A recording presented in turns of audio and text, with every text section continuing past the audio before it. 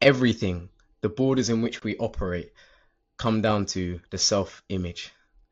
Look, this could go one way. I could do some motivational speech, which would come up with, just believe in yourself and all that stuff, which is great. And I think motivation, there's a time for motivation, but there's actually a time for practicality. Like, how do we start to view ourselves differently? Or how do we start to have different actions on a day-to-day basis that put us towards the goal or put us closer towards overcoming something that we don't believe we can achieve?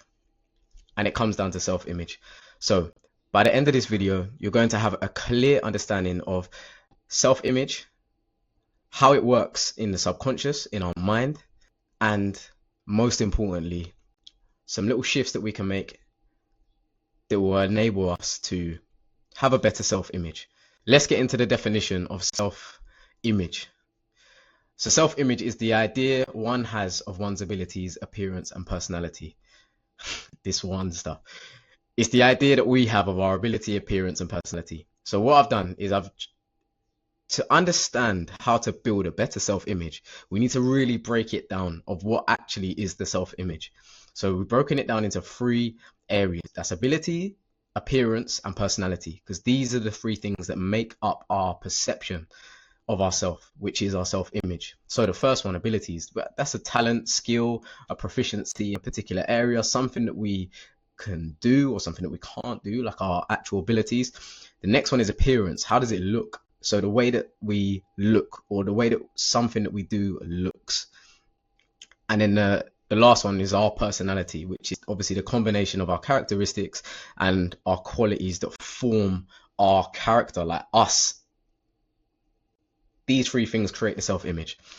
So if these 3 aren't in alignment with the person that we want to be, or where we want to go, I guess they're the same thing, then our self-image is not going to be where it could be. So let's get into it. We can't speak about self-image unless we touch on the subconscious, because everything is held in the subconscious. Who we think we are is held in the subconscious, and there's a couple of things that program our subconscious. Now, the subconscious, I want to define the subconscious and give some sort of example that will help us understand the subconscious. When we get up, we don't think about brushing our teeth because it's in the subconscious. It happens. It's automated, as you'll see on this slide. We don't think about, I don't know, tying our shoelace. We just do it. Now, the subconscious is very much that, in a sense of the things that we just do, basically, without having to think much about it in depth. So this subconscious, the thing that helps us brush our teeth without thinking, is the same thing that controls our self-image, the way we view ourselves. So how's it programmed? Well, it's programmed by repetition. It's automated. I want you to look at it as the same way that you would look at what's automated nowadays? Everything. I want you to look at it the same way that you would look at online banking. That's a good one, isn't it? Online banking. Well, you just tap your phone now and money transfers from one place to the other, and we don't have to actually have cash in hand and transfer it over. The process, we tap our thing and the transaction is automated. It automatically goes through. I don't know. I don't actually know if that's a good analogy. It's the only one I can think of at the moment. So that is very much the subconscious. It's programmed by repetition. So the things that we do constantly every day is what's programming our subconscious. So why do we know that we need to brush our teeth in the morning? Well, because we've grown up being told by our parents, brush your teeth before you go to bed, brush your teeth before you go to bed, brush your teeth 100 times, 200 times, 300 times. Now we just brush our teeth before we go to bed. I hope. I'm saying this. I don't know. Some of you might have stinky breath. Brush your teeth. But anyways, I hope that makes sense. The next one is our subconscious responds to emotion and obviously repetition, the repetition of our emotion. So if we are, let's think of something. This is a great one. Fight or flight response. So if you're somebody that doesn't know how to fight, or violence or aggression pops up in your life, or if you've ever been in an aggressive situation where it could go left pretty quickly, we have a response, a natural response that's based on our emotion, which we might fight, go straight in, flight, run off, or just freeze and not do anything. And that is very much an automated system. However, this is automated based on our previous experience. So I'm going to give a real example. This is something that I know because I had to work on. So as a kid, I would very much, as soon as situations got aggressive or I thought I might get beat up, I would freeze. I would not know what to do. And that obviously is in the subconscious. I would tell myself, after these things, you tell yourself, oh, I should have hit him, or should have done that, I should have done that. But in the moment, I froze about a lot of these things. Now, I realized this was almost a flaw in my character to say. As a man, you need to be able to understand and be able to handle yourself in high pressure situations, and this was a flaw in my character which I had to go and work on, and I did. I learned boxing, mixed martial arts. I had sparring for about a year and a half and whatnot, and horrible. But you start to get to the point where that pressure, that same pressure, you microdose it and you feel it in the sparring. So when you're boxing, you're sparring, you microdose that pressure, and over a long enough period of time, your brain rewires, your subconscious rewires to, right, cool, here's a high pressured, adrenal state situation, such as an aggressive situation. And instead of freezing, you've now reprogrammed to be able to fight back. Now, don't go hit anyone. That's not what I'm saying. But I'm talking through the process of resetting the subconscious, which is going to get onto how do we fix self-image. So, actually, no. Oh, I haven't put it. Look. Damn, shall I make myself smaller? Here I am. So, these are a couple that I've had to go through. So, the first one was I can't speak on camera. I was so scared. I don't think you understand. The first YouTube video or Instagram reel that I made, turning on the camera and speaking, I was so, like, the back of my head, I'm thinking, people are going to judge you, someone's going to say something. What if you mess up? What if, and then what if you die? And that's the process our mind goes through. It's like, what if? And then it results in what if we die, basically. And that's where the fear comes from. But obviously that is irrational. That ain't gonna happen. So the way I had to kind of reframe this was, right, I can't speak on camera. Cool. Imagine how good you could speak on camera after 100 repetitions. Whether you can't speak on camera, you're somebody that learns a bit quicker, you're this, you're that, or whatever, this genetic program, whatever. How good would you get at something if you've done it 100 times? And I started to think, interesting. So speaking on camera is something I can just learn. I can do it 100 times and see how I get better. Now I look at my old videos, now I look at my old reels and all the old footage I used to speak, and I can't tell you the amount of things I had to cut out. I can't tell you how poor my pronunciation of words were and all this sort of stuff. But if I never started or done 100 repetitions, I would have never been able to turn on the camera on this thing and not press stop and just let it flow, because I've built up the ability to be able to speak on camera. Do I have far to go? Yes. However, have I come far? Yeah. And that's the thing. It's the reason why both of these reframes are questions, is because it opens the mind to maybe it's possible, which is the start to reframing it. And the second one for me was, I can't get in shape because I have bad genetics. And I had to reframe this again. Statement turned to a question. What would someone with bad genetics have to do to get in shape? Interesting. Now this comes with a solution. Previously, it was a statement with a full stop. I can't get in shape because I have this problem. Could I? Let's open it up. What would I have to do as somebody with bad genetics to get in shape? Turns out there's a list of stuff you can do. All right, start doing it.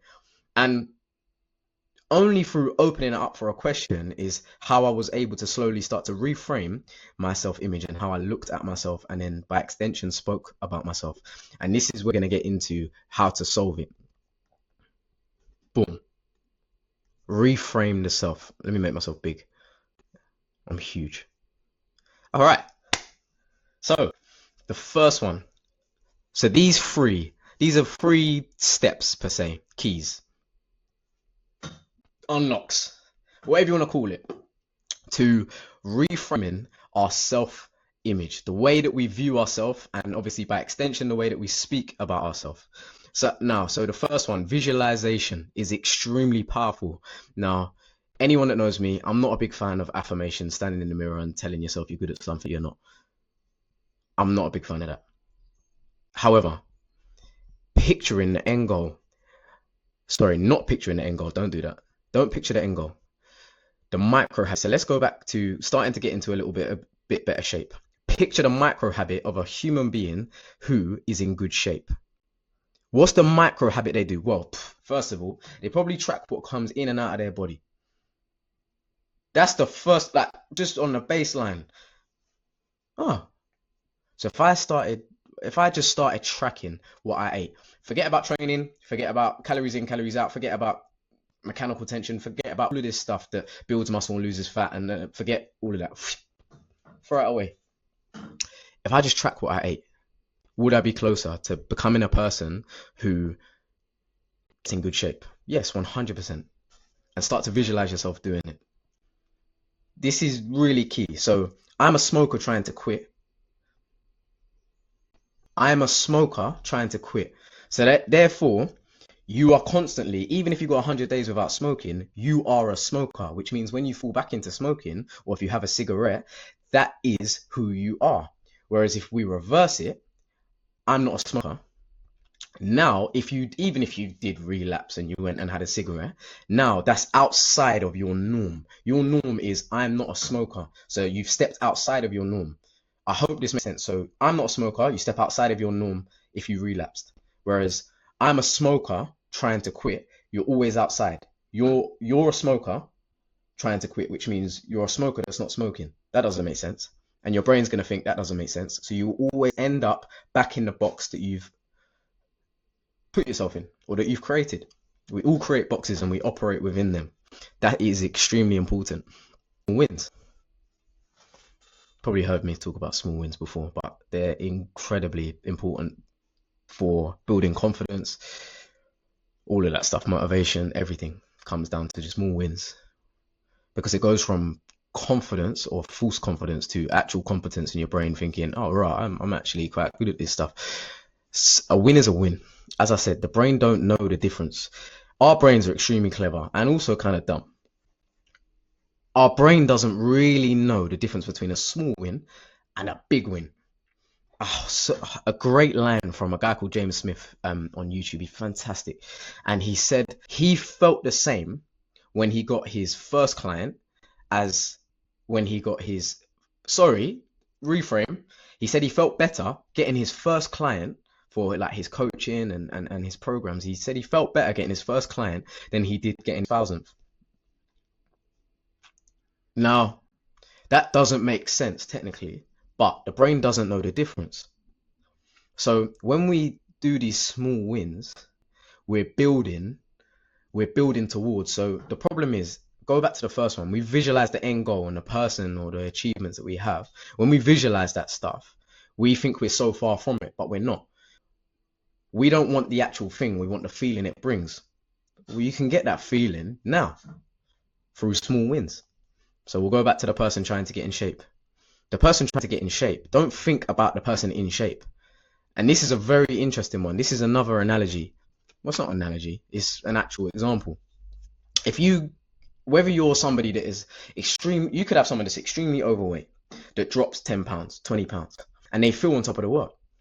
And you could have someone with body dysmorphia, some bodybuilder that's like 10% body fat in incredible condition, but his goal is to get to 7 and he thinks he's fat.